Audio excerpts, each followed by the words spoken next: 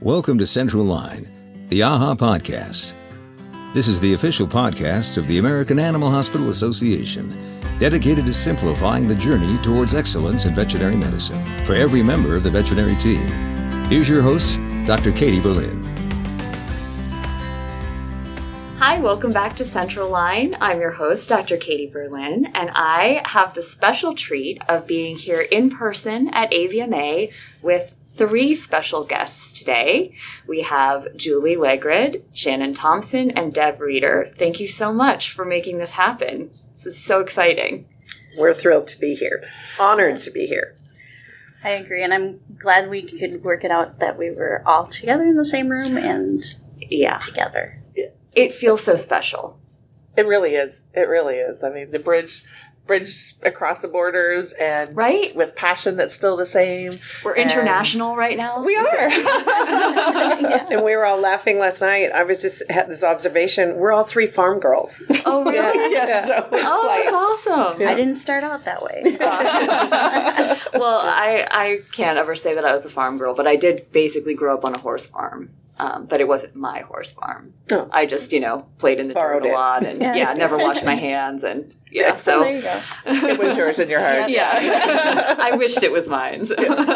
Well, it's great to have you. And we're going to be talking about one of my favorite topics today, which I know the three of you get so passionate about and excited about. And I've heard you talk about this before, and it just really, you just light up the room when you talk about it. And so I'm very excited to be in that room.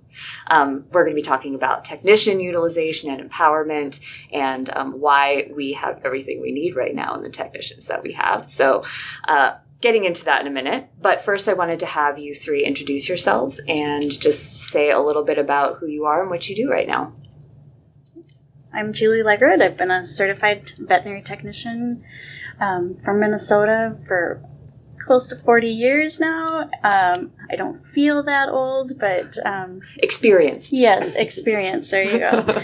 I have had a whole wide range of experiences throughout my career. Small animal, exotic. My husband has a swine breeding stock company that I kind of moved from St. Paul and down into the southern Minnesota, and that's how I became my farm girl. I have 4 boys. I have done a wide range of things throughout veterinary medicine, which I feel very honored and blessed to have done. So anywhere from the small animal practice to teaching, program director at one of the Minnesota programs, executive director for the National Association of Veterinary Technicians in America, Win Feline Foundation, which is now Every Cat Health Foundation, consulting, Banfield. I've pretty much done the whole shebang. I was going to say, Julie, if only you would just do something with your life. No, it's... I'm one of the long time have held out my career, and I still love it. So, love that. Yeah. It's too bad you can't do anything with a tech degree, right? Yeah, exactly. How true. Yeah. Hi, everyone. I'm Shannon Thompson. I'm an RVT from Ontario, Canada. I've been an RVT for 31 years, and I'm not done yet. I've had the great opportunity to have a career that ebbs and flows with your life, and I think that really says nothing. It's so close. It is the truth. Really, it is. So I've had the pleasure of being small animal, large animal, equine, emergency referral, specialty, education.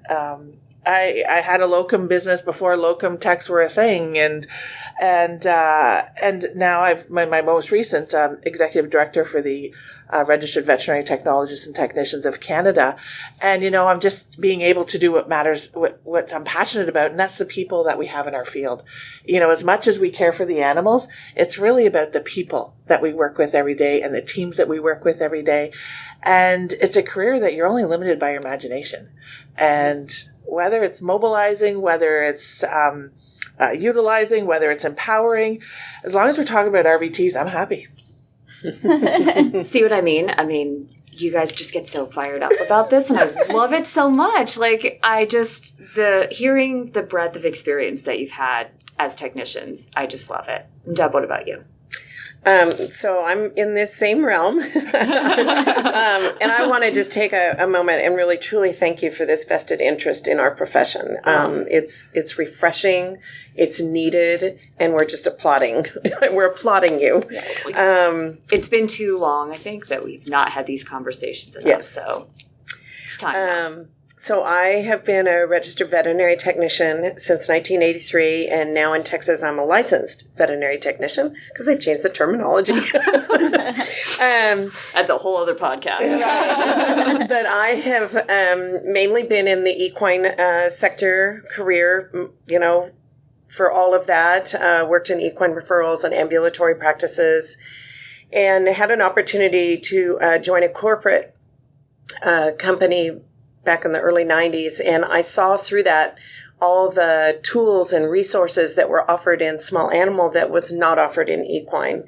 And so I came out of that fired up again and went and started doing consulting work with equine practices to bring some of those tools.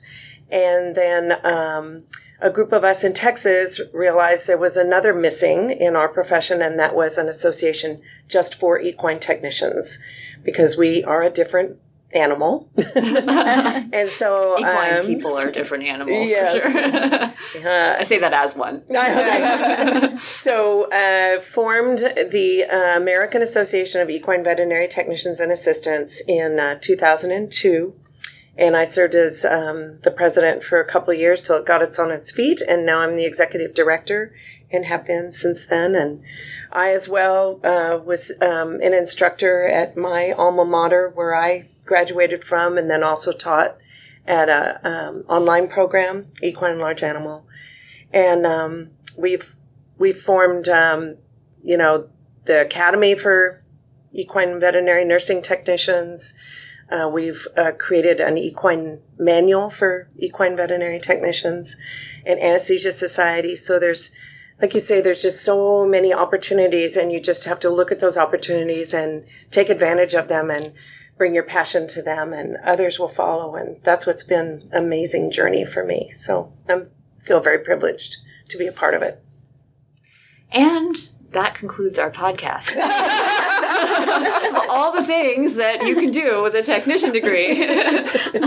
We could just leave it right there. But I just love hearing about all of that, and it makes me inspired, and it makes me hopeful, because I think so many of these conversations have focused on, what we're not doing. And I love hearing about technicians who have really taken that degree and taken your experience and said, I see a need in the profession and I want to help fill it.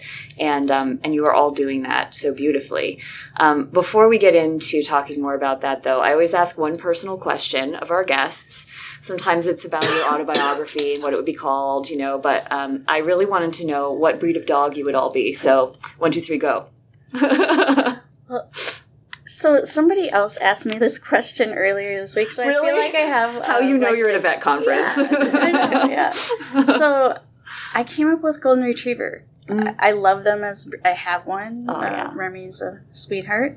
And I have had Golden Retrievers most of my life. But I like their personality. I think they're outgoing. Not that I'm all of that, but I love people. I love my profession. I love interacting and going above and beyond however I can help people in my profession. So that's why I chose Golden Retriever. I love it. Who doesn't love a golden? I think I'm not going to select a breed so much as I'm just Snoopy. I just love dancing in the rain, flying on the rooftop. It doesn't matter if someone wants to join me or not. I don't mind doing my own thing or being the strange one out. I just want to have fun and just love everybody and let's do something. Perfect. I've never heard anyone say Snoopy, so you're also an original. That's the truth. So I would have to say an Aussie, and I've owned them for years, but wild, free, herding, loving, loyal, and independent. Yeah. There you go, yeah. And but with a really good joy instinct, Yes. too. Yeah. All right. Let's go have some fun. Yeah. Perfect. Yep. Serious when you need to be. Just Get the job done. The wiggles going. Work hard, play hard, right? Yeah. We do that well, too. All right. Well, let's get into it. So, we've been, I first met you three. I knew Shannon before, but I first met the three of you together talking about this when you were presenting to the AAHA Board of Directors about technician utilization. And that day, we had been seeing a lot of presentations about mid-level professionals and whether it was time to bring in somebody into the profession in a different role. But you three had so many amazing things to say about the mid-level professionals we already have, which are our credential technicians, and the ways in which we could elevate that career and make sure that technicians can have all of the opportunities that they're already trained to take advantage of.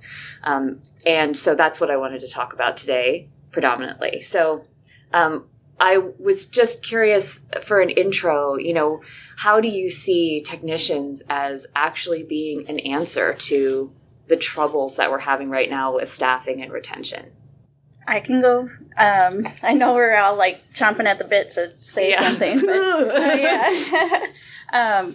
I really think that if we're utilized correctly and are given that opportunity to grow in our career, that we're already there. And along with the veterinary technician specialists, we've already outlined that. I'm not against having that mid-level next tier eventually, but this is something we have right in front of us that we could be fixing right now and preventing some of the technicians from leaving the profession at an early stage.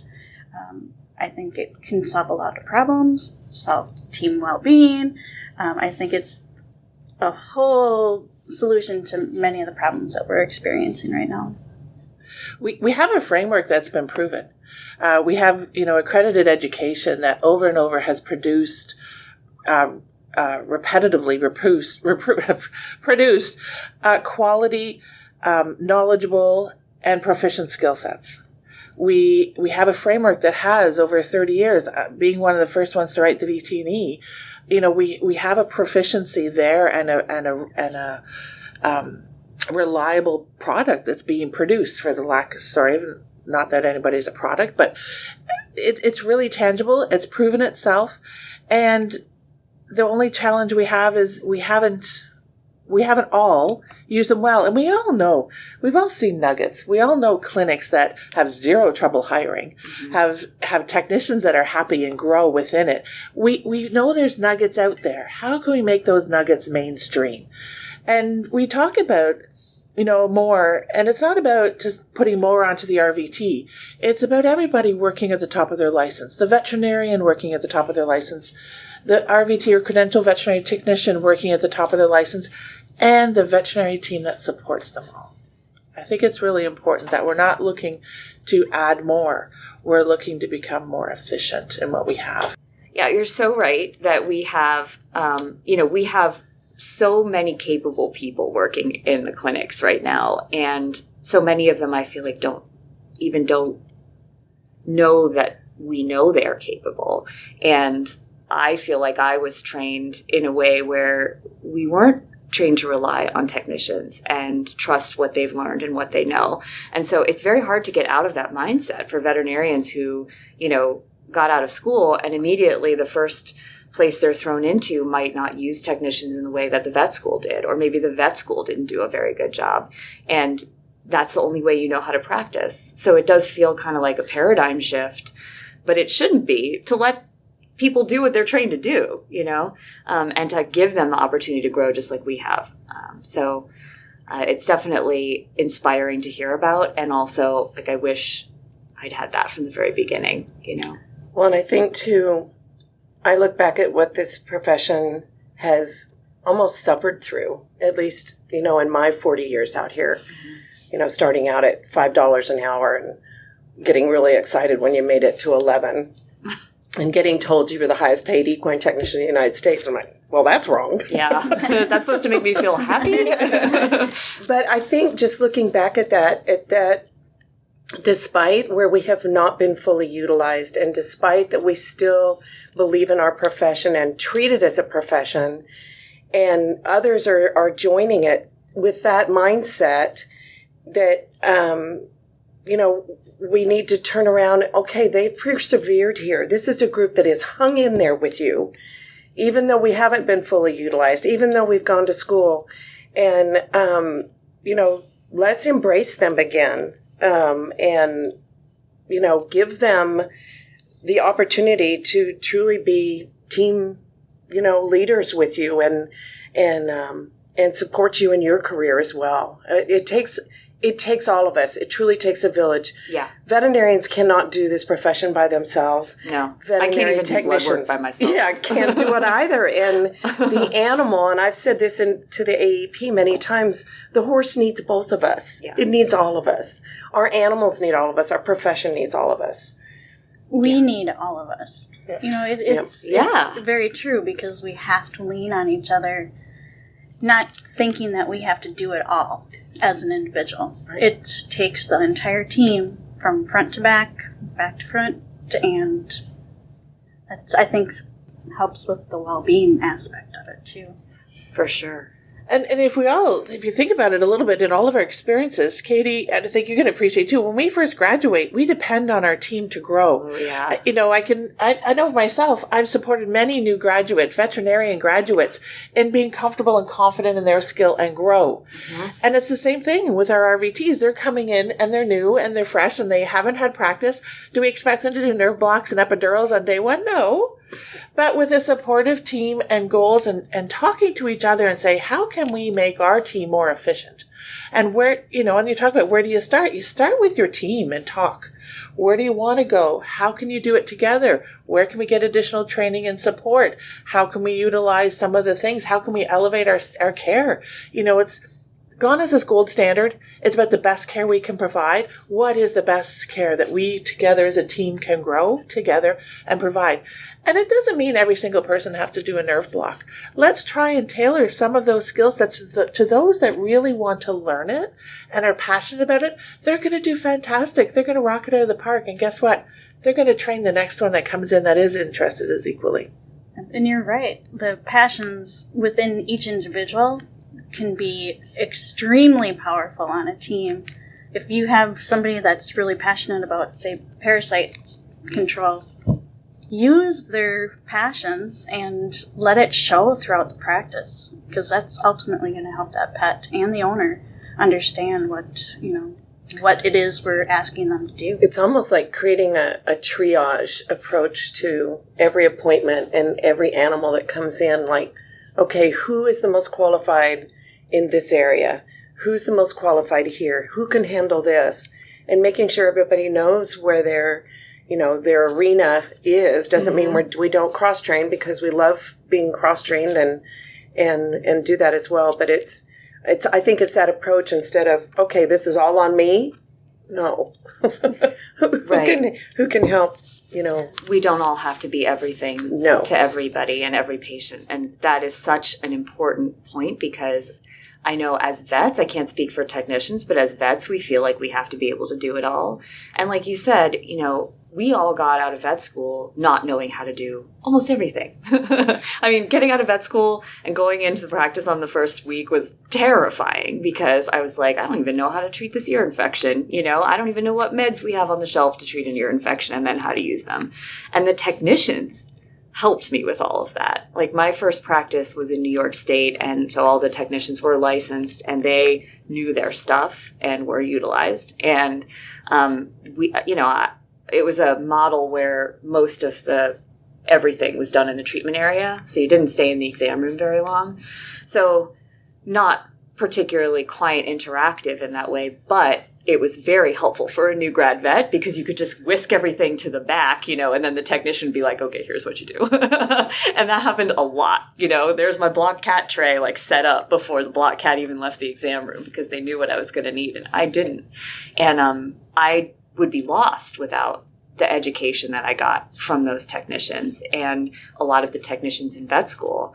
And yet then working at a couple of places where the technicians didn't have as much power to use their skills, or we didn't have as many licensed technicians who had been trained in that way, I sort of got out of the habit, of depending on them to do what they knew.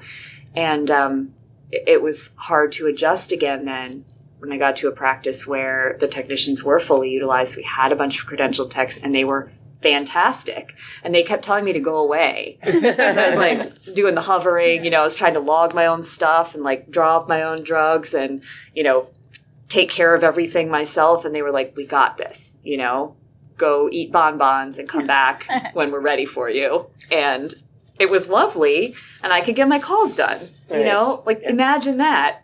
Do what you were trained to do. Right. Yes, and why you went through veterinary school. Right. And that's a huge burden to put on anybody, that you have to know everything. It is. And you're the end, responsibility. No wonder we have stress in our profession. Yeah. That's huge. And that's one of the things is that as an RVT and same as a veterinarian, when you come into school, you don't know what you know. You really, it's all in there. And then that's what you've been taught. You've been taught the ability to learn. You've taught a lot of amazing information that you may not exactly use today. But once you start opening those doors, you're like going, oh yeah, this is where that's for, or that's how this comes. Like you have all of this depth of knowledge and skills that are waiting to be explored and developed. And that's what it comes out of accredited education, whether it's a veterinarian or whether it's a technician, is that you have this depth that you don't even know exists until you start tapping into it. And it was like, oh yeah. And then you're amazed. I remember my first job, the technician left for England for 3 weeks on the first day, and I was the only RVT in 2 practices. And then they come to me and ask me questions. But I remember going back to the kennel going, how do I clean these kennels? I know I need a disinfectant. I know I need an agent or somehow to apply it, but I'm going, where's the scrub brush? Where's the spray bottle? What is it? Do I have to make it? I knew what I needed to know, but I just didn't quite know how to apply it. Yeah, right. So, that's what it's all about. Yeah. You have the information and the knowledge. You just need to have the team and the support to put it all together and have it grow. And you can learn from your mistakes. Yeah. And be okay with those mistakes, because everybody makes them. Yeah. Hopefully not to the detriment of the animal or the client. Yeah. But, that's why you have your team. That's right? why you have your team and the support. And resources. Yes. So don't be afraid to go back to a book and look something up. And just know that you're not alone. Yeah. I think it's important to understand we take our own professions. We know and understand what it is we've learned, but we don't always take time to think about what the others. So like veterinary professionals learn in their career or in their curriculum, what technicians learn in their curriculum. You don't understand all of the skills that we actually have had to master in our programs to graduate, and then to also pass it on the board, for practicing in your particular state or province. So I think it's not wrong that you don't focus on what it is you're doing, but I think it'd be better if team members understood what each individual role had to do to get where they're at. That is such a great point. And what Shannon said about, what you've brought with you out of school is the ability to learn and the knowledge that you can learn and grow. Because school is so much about challenging yourself, to do things that you never thought you could know or do. And that mindset of somebody who goes through that education and willingly puts themselves through studying for the VTNE and getting through all of those labs and doing things that they were terrified to do the first time. That's something that I can really relate to. That feeling from vet school is so fresh of like being in the clinic, being like, oh my God, they're going to ask me a question, any second now they can ask me a question. And it all turned out okay. And then you come out knowing that you, at some point, can pick something up, even if you don't know it now. You know where to go to get it, and you know that you have the resources to be that person if you want to be. And so I that brings me to a question that I had, which is, I feel like a lot of times they're afraid of overwhelming our technicians by asking them to do things that are harder or more, because they're so busy already, right? But they're busy doing things that maybe someone else could be doing. Exactly. Yeah. And, do we want to overwhelm them by saying, hey, I want you to learn how to do epidurals when they're not even reading ear cytologies? I think some people are sort of put the brakes on there and they're like, no, I can't ask that much of my technicians, But as technicians, what's your response to that? I don't think it's overwhelming them. I think it's giving them an opportunity and empowering them to step in to a niche where they are passionate about something. The technician doesn't have to know it all, but give them some opportunities to find their niche and grow there. I've always had this interest in this area, imaging. Take it and run with it. Build an income center here from my practice. So the overwhelm comes from doing all the stuff that this is mundane and I'm not passionate about it anymore, Yeah. But I think letting them channel themselves into a place that supports the practice more and supports them. I think having the conversation with the team. Mm-hmm. What are we doing right now? What can we do better? How can we improve as a team? And have a checklist. Start with a list. And some of them are going to push the envelope. And we need those.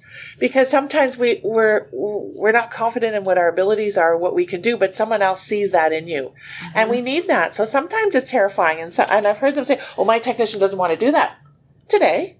Right. How about we work them up to that, her, him, let's work them up to it. Let's add them to their plate. Let them see what they enjoy when they can grow and see how that is.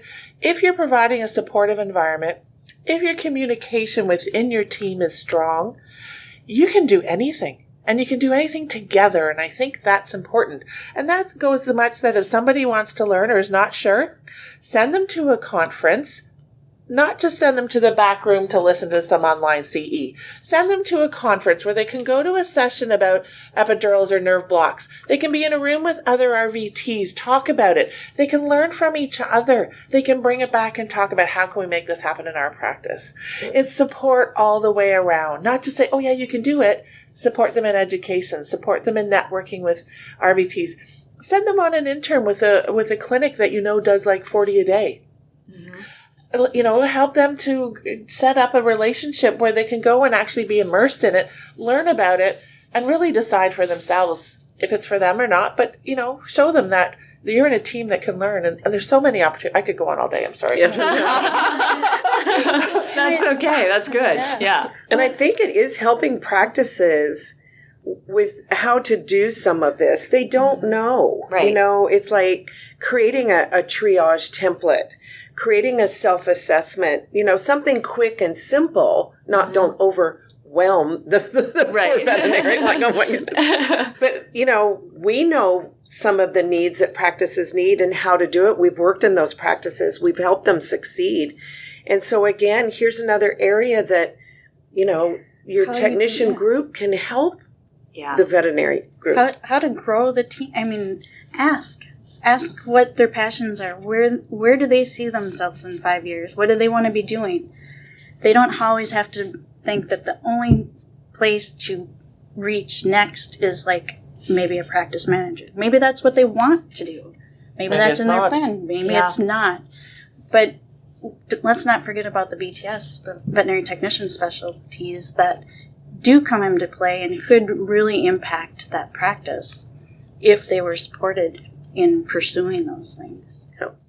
And that's a whole other level of education and commitment to the profession, research, expanding your own skill sets beyond, again, what you thought you could do. But those are our next level. We should all strive to hopefully get to those places, because those are also specialties. Those people have found something they're truly passionate about. This is where I want to, gear my career towards. And there's something beautiful about just saying, you know what, this is the area I really love, and I'm willing to maybe not do so much of these other things so that I can become the person to go to for this thing. And that, I would imagine, gives a real sense of self-worth and empowerment that technicians often don't get encouraged to have. I'd just like to add that as easily as we can talk about it, it's not always that easy. Yeah. And that's true. Yes. I think we'd be remiss in saying that this is hard. Yeah. It's hard work. It's tough for teams to do it. And you may have all the passion and the desire in the world, and it may be, you may have hurdles. You may try and it doesn't work. Please try again. Mm-hmm. You can't do it alone. You probably need someone to come in and help you. You probably need to reach out to other clinics that you know have these amazing rock star teams, and you wonder how on earth they do it. Ask. I'm sure they will help you. There's so many out there. And it's tough, but it's so worth it. We're doing this road trip, so just put your clinic on the list. Can you just stop by my house? You guys make me really happy. I'll bring wine. No. I love that too, because it does seem like something where people will get easily discouraged if they For sure. approach one. Maybe they don't have a lot of credentialed techs on their team, and so they approach their one or two technicians and they say, "This is what we'd like to do. Are you into it?" And the techs say, "Yeah, maybe. Okay," but they don't have a plan. You don't have a plan, and you're so busy as a practice owner or manager or the associate veterinarians. You're just stretched. So what would you say are some of the first things that a practice could do? And I know this will be practice and person dependent, but, say you have kind of the traditional practice model, and I'm making air quotes here because I know everybody's different. In my experience, the traditional model has been sort of to have a mix of like people who are called veterinary technicians, but some of them are credentialed and some aren't. They all do pretty much the same things. They do a lot of nail trims and blood draws, and the doctor does pretty much all the other stuff. And the technicians are starting to feel a little bit antsy about maybe not being able to do all the things that they learned how to do. What would be a good first step for a practice like that? So to me, I think it's implementing an onboarding system or process from the very beginning. Mm-hmm. Even if you don't have it now, with all the new hires moving forward, make sure it's in place. And gain an understanding. Make sure you ask each individual that comes on your team, what do you want to do? Where do you see yourself? It'll change, no doubt, but at least you're asking and having understanding that they do want to grow and go somewhere. I think it's a part of the longevity thing too, keeping them in the practice and on their team forever. Yeah, big point. And what the veterinarian is comfortable letting go of. Yeah, that's a big one, right? We're not always that good at that. No, but I mean, it's almost a self-assessment of the veterinarians themselves. Okay, yes, this area, I'm willing to help the technician group take this on. I'm willing to let go of that. Over here, I'm not quite sure yet, so I'm going to have to build some more trust. We're going to have some more, conversations, demonstrations, training, whatever it takes. And I think that's ultimately our goal through all of these conversations is allow the credentialed veterinary technician and VTS to be able to practice and contribute at the top of our license, thereby letting the veterinarian practice at the top of theirs. So they're not overwhelmed doing things they don't enjoy doing. Right. Yeah. That's no fun. No, I barely had to trim a nail in the last 4.5 years. And it was pretty that's great. awesome. Yeah. And the other thing is protect your team. Like, we are in a crisis. There's no doubt about it. I don't think we have to confirm that or not. But I think now more than ever, hospitals, hospital managers, owners, you need to step out of the box. And I would say you need to, because you do. You need to protect your team. Yeah. And protecting your team means you shut the phones off at 4 o'clock so you can finish the day by 6. If it means you shut down maybe 2 nights of the week or no more weekend appointments, if you're booking appointments 4 and 6 or 3 months out, your business is doing fine. You're not going to go bankrupt tomorrow by closing an hour early. Invest in your team. Yeah. Protect them, support them, is your manager in a place to lead something like this? If not, are they interested? If they're interested, help them with training, real training, face-to-face training. Bring in consultants, send them to conferences, send them to training. There's amazing conferences out there that are specifically people managing, training, supporting, growth, unique. We've been there. We've seen them. Yep. And then they're within a community that can support them, because it's not just the training today, but do they have colleagues that they've learned in that framework that can support them every day? Oh, I tried this, but it didn't work. What else do I do? Oh, don't worry. Somebody just to bounce an idea off or whatever. So creating or helping them build a community to support them with their level, perhaps like a manager. If you don't have that framework, it's really hard for a team to grow and do some of these things. So really taking the time to protect your team and provide a framework that allows for learning, allows for training, and allows for communication today, next week, the week after, and the week after that. So whether it means you are closed every Wednesday for an hour and a half, period. You are closed an hour and a half for 1 day a week for the next 6 months, the next year. You are doing that for your team to support them as you all transition to becoming more efficient, more collaborative, engaged again. And guess what? Your business is going to flourish as a result. And so many of these associations have amazing resources out there now that I think the membership forgets about. And so I think it's also reminding them again, or, making that a little more accessible again. So they go, oh, if I need that information, I can just go here. Yes. And if that doesn't work, oh, this group over here has that? Yes. Yeah, that's true. That's a really good point. A lot of stuff already exists, and that doesn't mean we all know immediately where to find it. It's a good point, Deb, because as we know, technicians don't always get the benefits or have the benefits that include much of what the veterinarians are. And I know not all veterinarians get everything, but think about the dues, membership fees that your technicians have to pay for their state association, the national association, any of the special things that they like to do. All of that adds up. And when some of the practices are giving $200 a year, maybe for continuing education, wow, that doesn't even go to there. Yeah. It doesn't even cover continuing ed. It doesn't include the membership fees that to belong to your professional organizations. And those are a lot of great resources right there. That's a really good point, Julie, because I don't think I ever thought about that. I have no idea what technicians I've worked with got for a CE allowance or dues, and I just assumed at every job that I would have all of that paid. Yes. And that's, I feel kind of ashamed about that. The technicians thinking about it impact the practice financially just as much as the veterinarians do.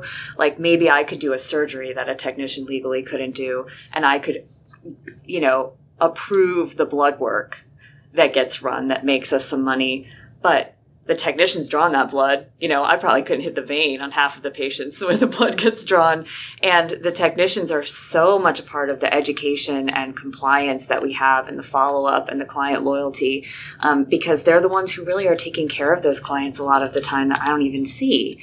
And it doesn't make any sense to me not to invest in them just as much in terms of not just paying a living wage, which we'll get to in a minute, but things like dues and making sure that they get to go to a conference and not just sit in the back room on a webinar that was free, Right. And we have continuing education that it's we required. have to meet. Yeah, it's required. It's required. So, yeah.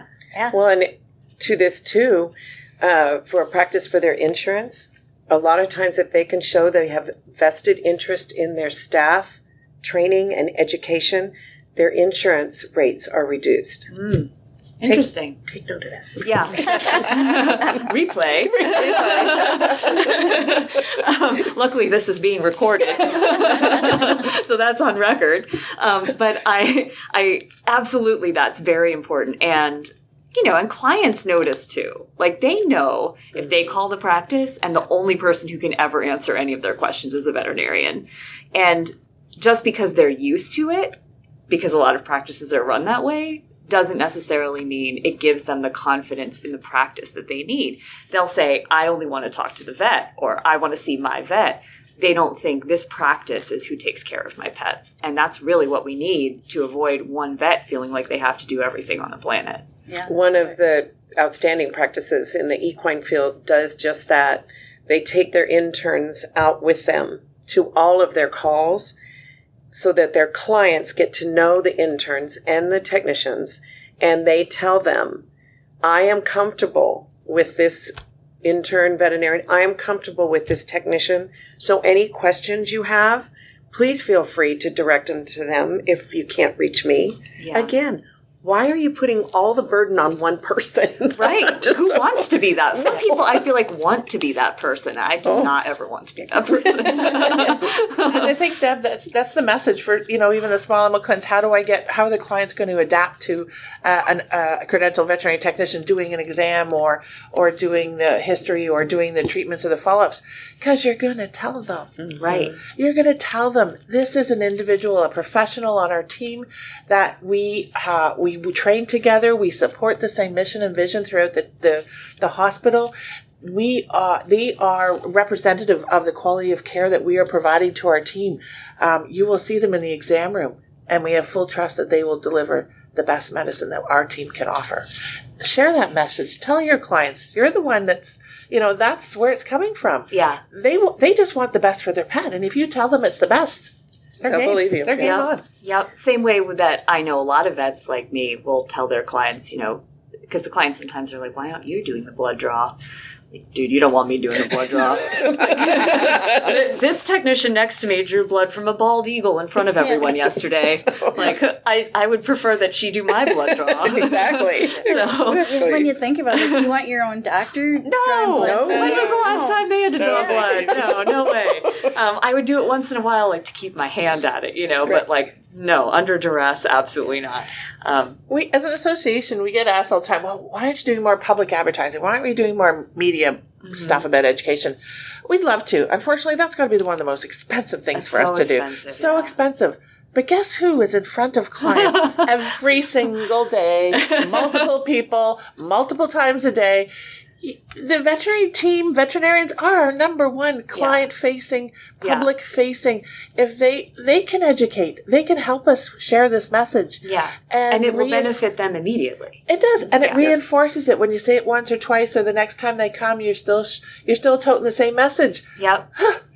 That's worth $20,000 for a 5-second commercial any day. Yeah. I got a question to ask you that I didn't give you ahead of time. Spoiler alert. We're good. Sometimes I give questions ahead of time. We're really chill. But I'm just wondering, so I feel like, and I want this to come out the way I want it to come out, but I don't know if it will.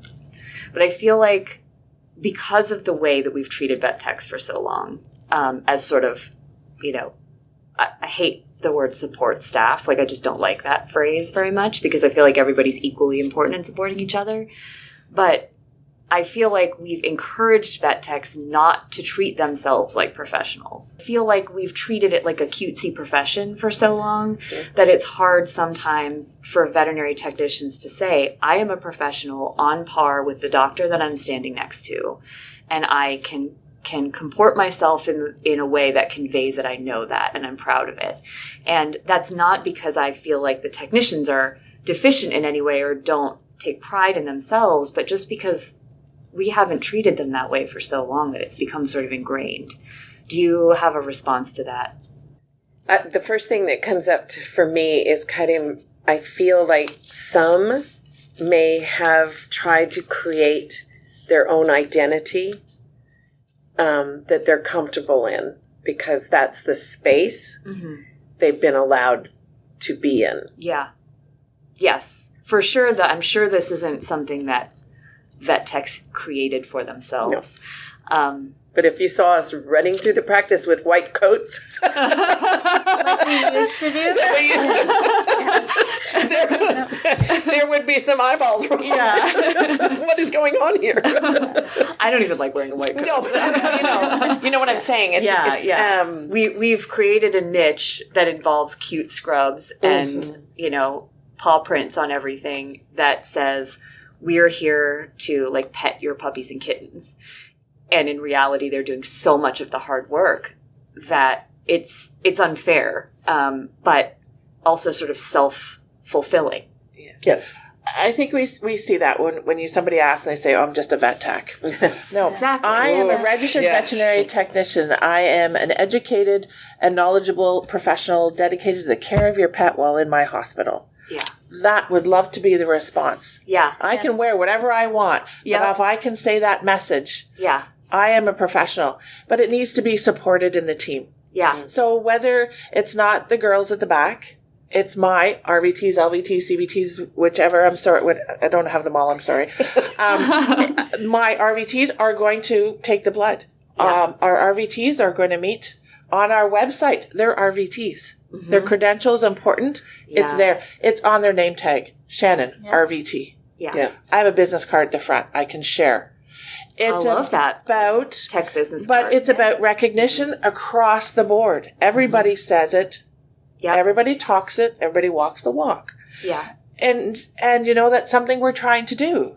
Yeah. And we understand veterinary technicians are all like extroverts like myself. but we're still proud of what we do. And we've worked hard, in Canada as RVTTC. We've revived the Proudly RVT hashtag. But that's what we need to do as associations. We need to help. Yeah. We need to support them. The teams need to support, and we need to change that narrative. Yeah. But it's not a visual thing. You can wear whatever the heck you want as long as you're clean. I have a thing about being clean. Clean, and I have a thing about being professionally presented so that you don't have it ripped. fit. And You're not be not dragging on walking. the You're not floor. walking out to the appointment room or the reception room with blood or spit Yep. and God knows what else on you.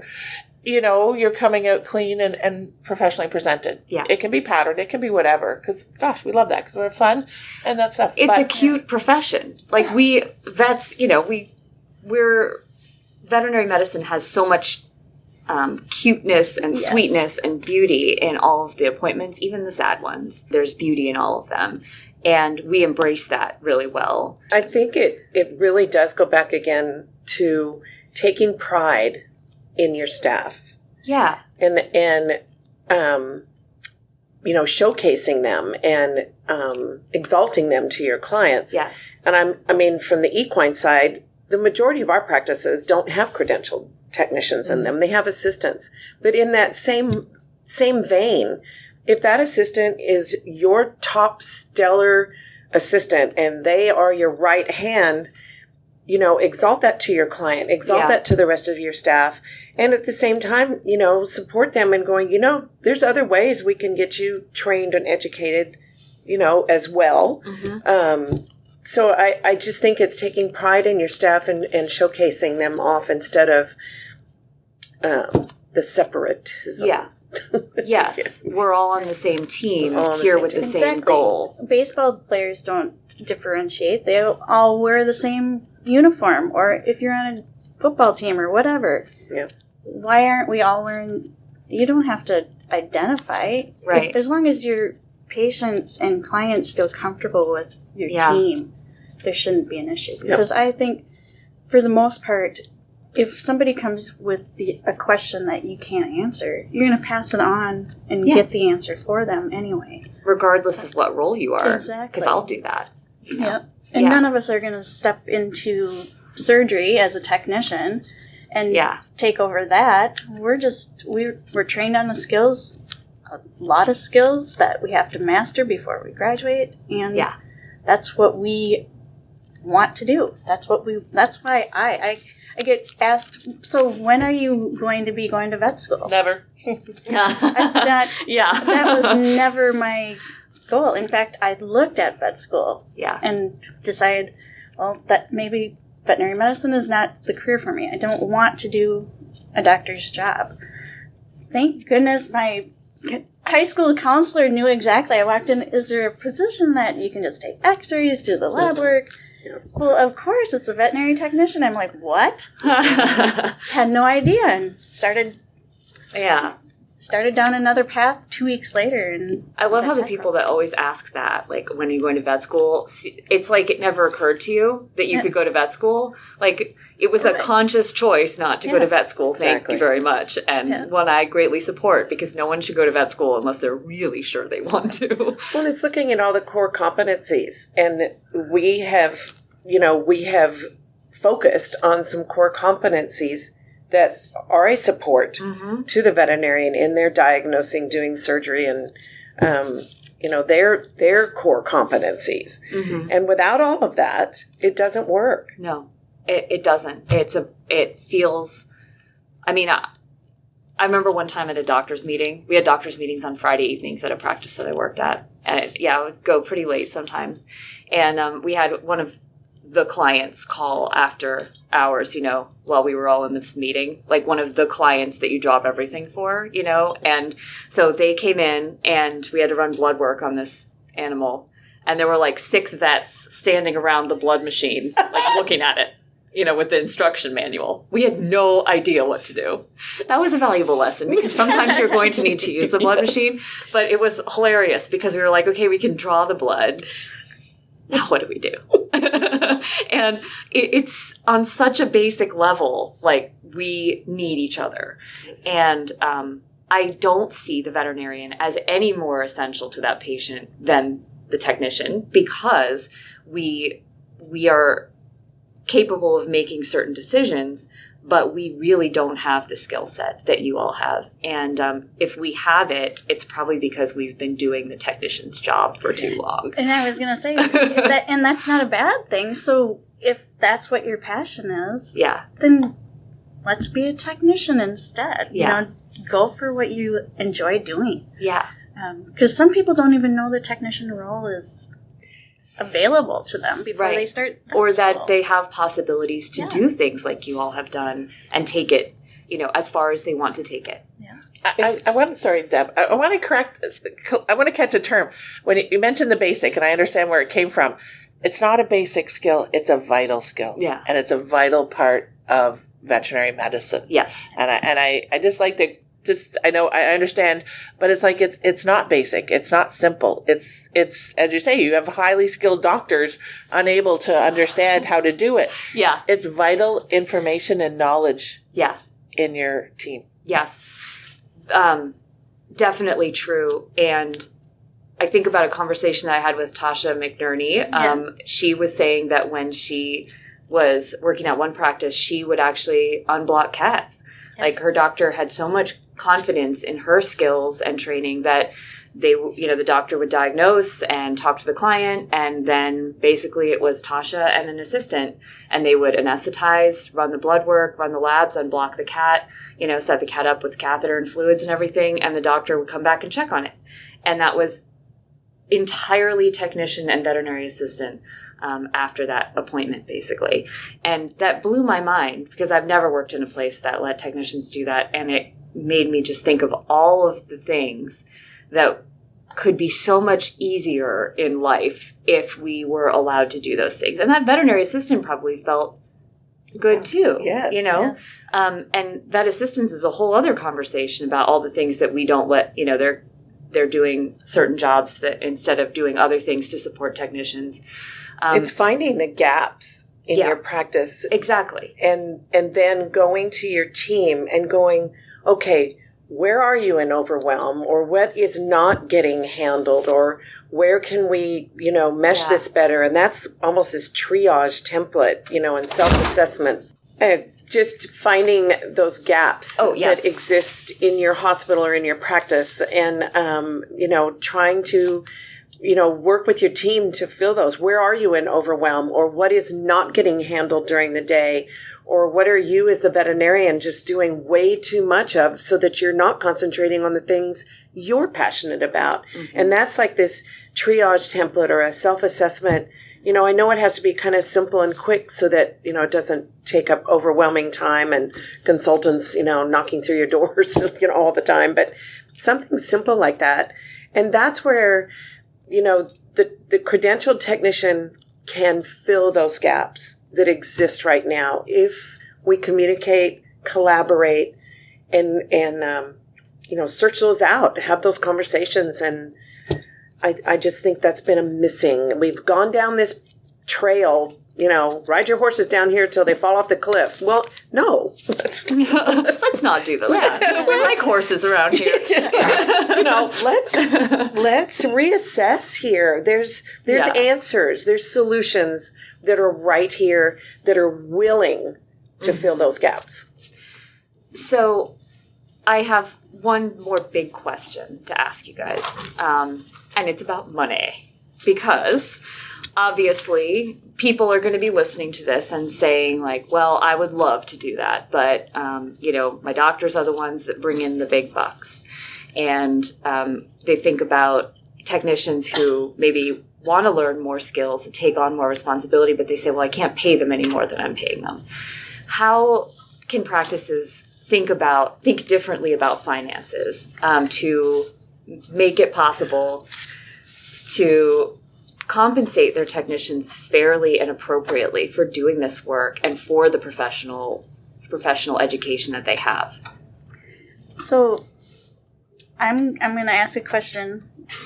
Is it truly the veterinarians that are bringing in all the money? That's a very good question. Because they have a whole team behind them. And I would say CSR, the assistants, the technicians, everybody has some touch point on that patient and client throughout their visit. And I get veterinaries come out of school with a lot of debt, but no one really points out that the techs also come out of school with debt.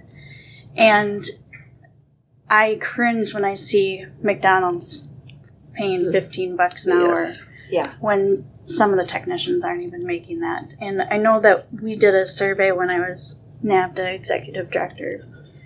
Technicians, there were many of them that were making below poverty level. It broke my heart. When I know that Deb and I can relate. I started $4.25 an hour back in the day, and it was like no benefits, nothing. But if you want your team to continue, you have to put some investment into them. Health insurance is another one that you want your teammates there every day. Well, then let's keep them healthy too. And I don't think that many veterinarians realize that techs have to work 2 to 3 jobs to just make ends meet a lot of times. That's, I can't imagine why they don't stay. Well, and it's true. I mean, you don't see your family, and it gets to be very hard. Well, it's, there's creative ways that you can rework your financial plan in your practice. Instead of, just paying a technician this, amount of money, how do I know they're actually contributing to that level in my practice? Now, that's your own self-assessment. But you can charge for tech appointments. Mm-hmm. Anesthesia technicians, there's a charge on, the invoice. Well, part of that should go to that anesthesia technician. Surgery techs, telemedicine techs, imaging techs, ICU. Those are areas where we are taking the lead and probably doing the majority of the work. So look at your financial, charging whatever you're doing in your practice, and maybe allot some of that towards those people who are actually creating and sustaining an income center for you. Veterinary medicine is largely set up in a production-based model. Yeah. Production compensation. Why is your techs not involved in that? Yeah. And especially now with a workforce crisis and you're short a veterinarian, you can't find it. You already have the framework and the budget for a veterinary salary. Why not distribute that to those that are filling in the gaps? Find a way while you can. You've got this. You've got the budget for it. Yeah, and losing employees and having to train new ones is extremely expensive, from what I understand. Yeah, I've never much. owned a practice, but I know there's some pretty good data on what it costs to lose an employee. And I can't think of a bigger reason why I would leave as a technician than feeling like, they just keep looking for vets and looking for vets and looking for vets. In the meantime, I'm getting paid, a salary that makes me have to go work at a restaurant on the weekends. And that just, it kind of just feels super icky just to say that. And we have data. Like, We do have I know in Canada, the Ontario Association of Veterinary Technicians, OAVT, they did the value of an RVT survey, an economic survey to investigate and collect data on the income generated by an RVT. Having a credential veterinary technician in your practice can generate $80,000 in revenue. Yeah. To a practice. So if utilized and that was a few years, right? And that was a few years ago, even. So the revenue is there. Yeah. It's like an equine, rewarding the technician for catching all the missed charges, out in the ambulatory, even in the practice. Well, that money should go to the technician, cut those charges. Well, guess who will wake up real quick when all those charges are going to the technician? Yeah. Oh, yeah. I'm going to pay attention to what I'm writing down and not writing. Like, there's no reason for an efficient veterinary business model to be rewarding and productive for everybody. Mm-hmm. There's no reason why not. Yeah. And if you're doing... Mic drop. Exactly. There's no reason. We see it happening. We know. We see some unique models that are just brand new and blowing the numbers out of the water. It's working. Mm-hmm. It works.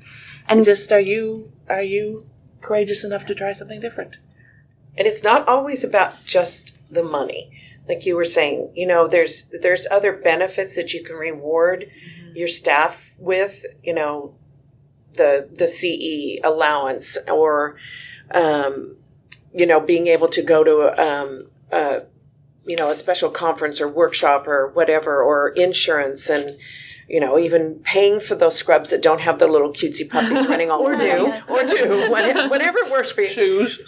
Shoes. But it's when I was working with practices too, and I would ask the staff what meant something to them. Again, don't assume. Go ask your staff what means something to you. Yeah. And sometimes it was, can I just have an afternoon off during the week so that I can go take care of my children's, whatever's going on with them? I can go to the dentist. I can get my car fixed. Yeah. They don't ever have any time to do any of that. Yeah. And so it's again, just, checking in with your staff what means something. Now, granted, $5-10 raise will mean a lot. Yes. However, again, be creative with how you can make it work so that everyone feels like they are contributing and reaping some of that reward. And that's how you create loyalty on your teams.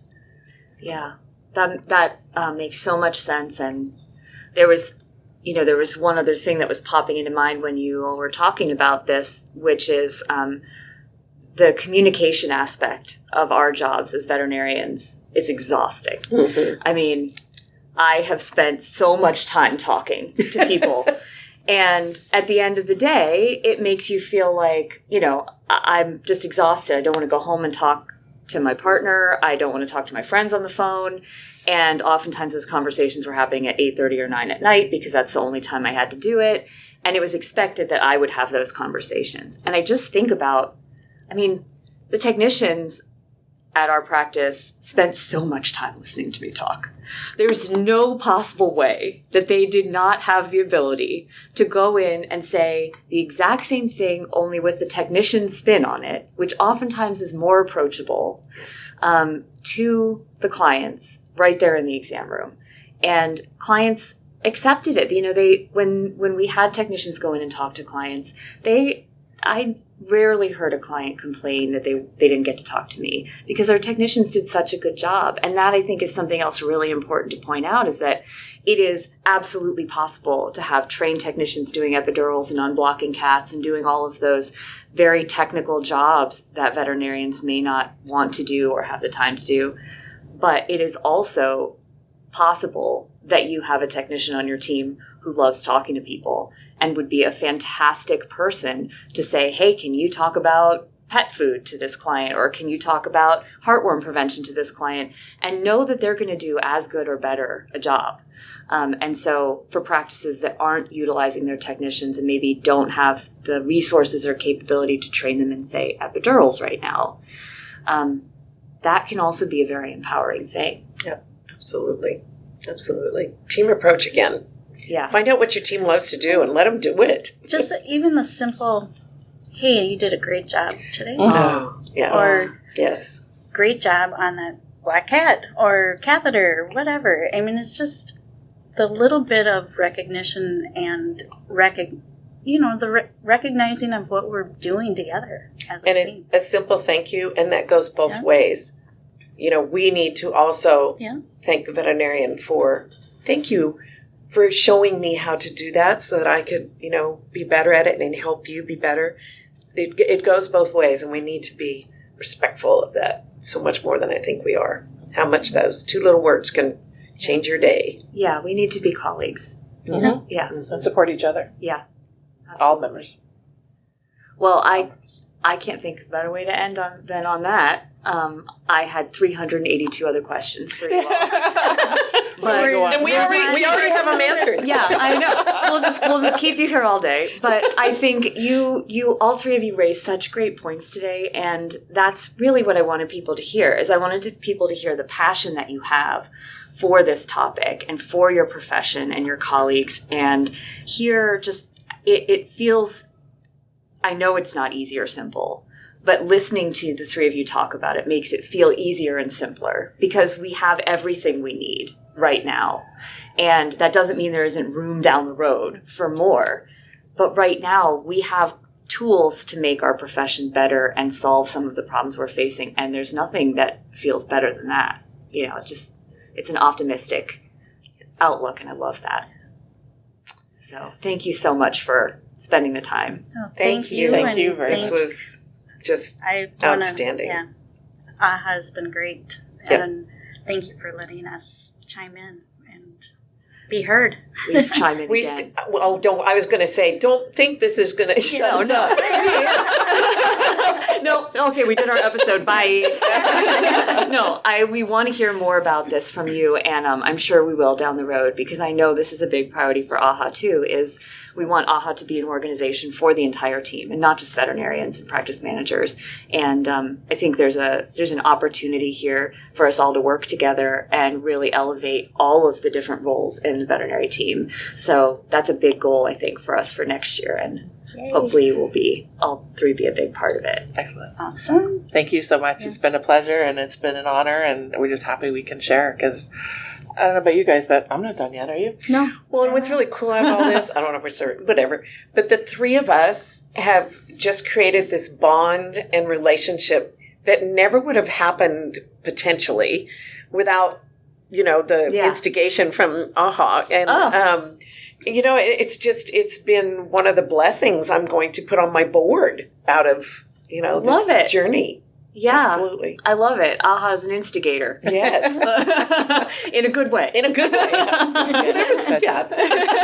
Absolutely. No doubt about it. All right. Wonderful. Well, thank you three so much. It's till we meet again. It's a wrap for now. Yes. Well, you were awesome too, Katie. Thanks. You were just very relaxed, and I loved how you contributed to the conversation and got us thinking, and you got thinking, and it was your energy played very well. It's good to have different perspectives, and it's energizing. Yes. So I hope people listening feel energized too. And to everyone listening, thank you.